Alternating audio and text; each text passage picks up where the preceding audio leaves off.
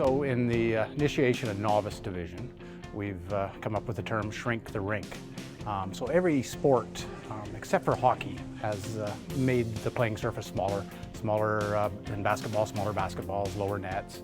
And so in hockey, we've looked at that and we've decided in these divisions we wanted to do some small area games, half ice development for the kids.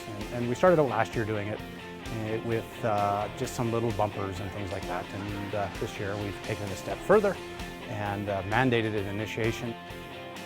And so what we've done is we got a grant from Make a Diff Sports, and we're going to, we have some boards that were built for Lloyd Minor Hockey to divide the ice surface into 3 small rinks, and so that we can have cross-ice games for the boys and the girls.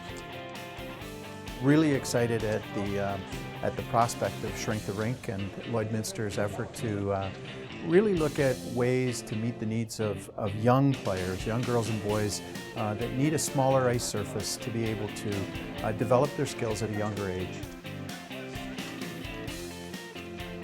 So when young girls and young boys come to the rink, we need to make sure that we're giving them a curriculum that best meets their needs. If what we think should happen replicates what's happening on the ice Saturday nights in a National Hockey League game, or Friday evenings at a university or junior game, or even at the midget AAA level, if we think that's what should happen at the younger age levels as well, we're sadly mistaken, because it's really tough for kids to stay in the game long term if we don't develop a skill set at the youngest of age levels. That's the skating skills, the puck control skills, and having fun in the game through not just the competitive side of the game.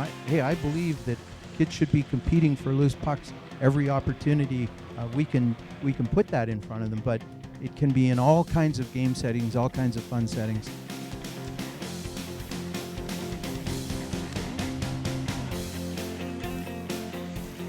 I look at it as a parent. My daughter took up soccer, and it was frustrating to go watch her play at 6 years old and touch the ball once a game on a full-size soccer field with 22 kids running around, and the best player had the ball the whole game.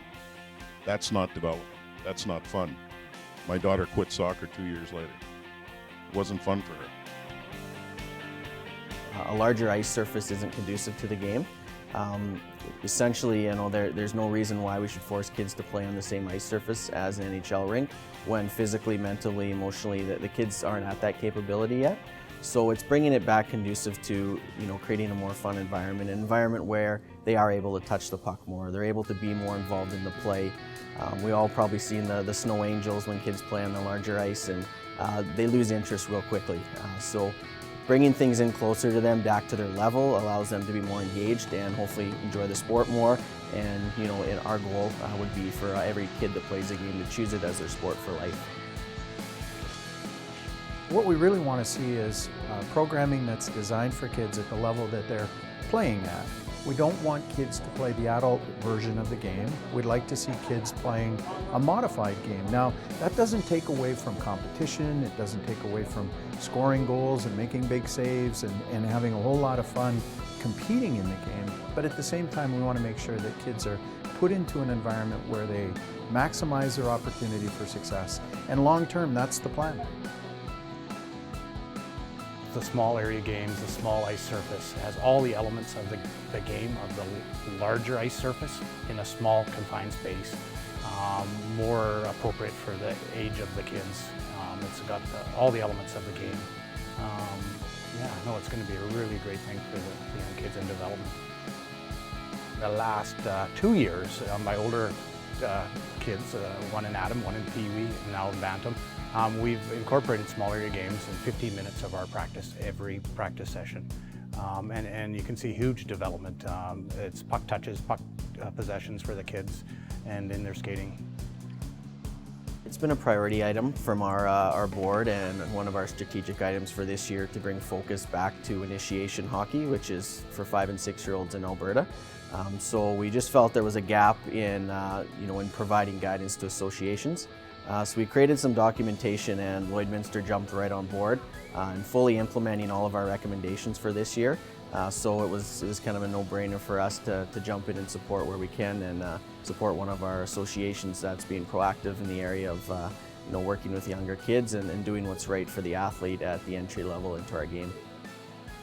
And we think it's really important to show Hockey Canada's support, to be a part of bringing the message to families, because families are still caught between what the game looks like traditionally and how you make adjustments to the game for youngsters between the ages of 5 and 8. And while we might transition those youngsters to a full ice surface by the time they're 8 years old, we're really excited at the opportunity to get into minor hockey associations, support them with these type of initiatives, and then really start to demonstrate that these initiatives work when other communities are wondering, well, how do we do it? What's the approach we take? We think there are great examples that are coming at us now, and we're excited to be a part of Lloydminster's efforts. I think it's younger sports and youth sport in most cases get labeled as adult entertainment. So I think if we do what's right for the kid and take the adult entertainment component out and do what's right for the athlete and their appropriate age, I think kids are more apt to play sport and be more physically active. The trend right now is that kids, frankly, aren't playing hockey as much as they used to. There are other sports out there. We have to make it friendly for 5 and 6 and 7-year-olds to play. If you look at other sports, you don't see 5-year-olds or 6-year-olds playing tennis on a full-size court. They play on a smaller court. Basketball has a smaller ball for young kids. The hoops are lower. You don't see kids playing baseball trying to hit the ball 400 feet out. It makes sense to have a smaller area for them to compete in. Frankly, we have lighter pucks for younger kids, which isn't a bad example or an idea for them to learn to stick handle. That puck is heavy for 5-year-olds. There's a lot of initiatives that we can add, and this is a great initiative, I think. I see huge advantages and benefits to using a small ice surface, and I mean, even today, I would say 30 to 40% of our teaching and our drills is consumed in 1/3 or maybe even as small as 1/4 of the ice surface, and it's very beneficial. We try to encourage everybody to go out there. There's a ton of information, Hockey Canada, Hockey USA, and even some stuff in Europe. I've been promoting this for some time, and it's great to see that we're finally coming around and going to sell it to our membership.